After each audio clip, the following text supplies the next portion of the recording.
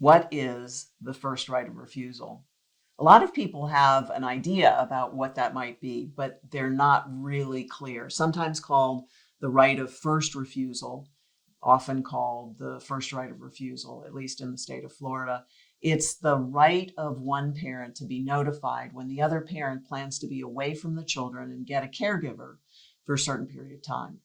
So a lot of parents think first of themselves, which is natural. And they say, well, I don't want him leaving the kids for more than 2 hours at a time. I want them to be with me. Because after all, shouldn't they be with their other parent rather than the babysitter or the girlfriend? And all of that is true.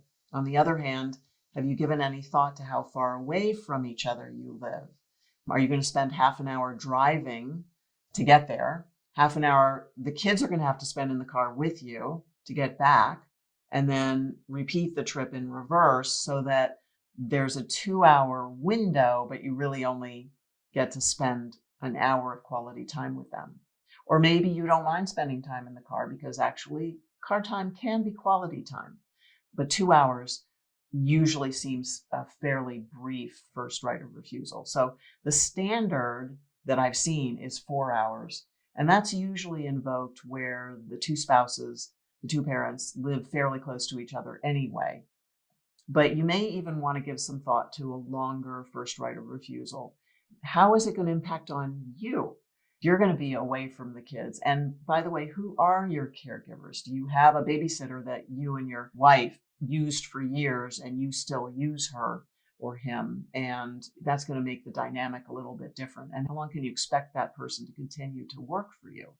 That's also going to impact on your thinking. And how old are the kids? That will also impact on your decision making.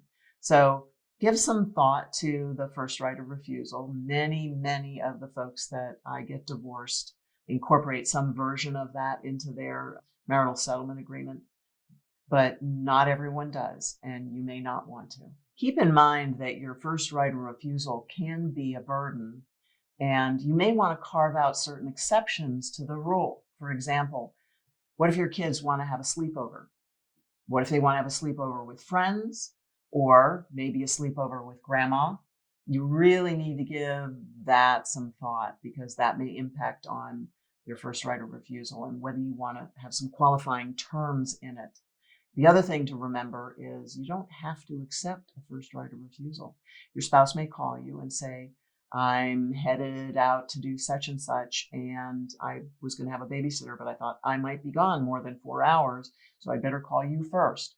You can say, no, that's fine. I'm good. I have other plans for this evening. That's fine. You have not committed a grievous sin by refusing to exercise your right of refusal.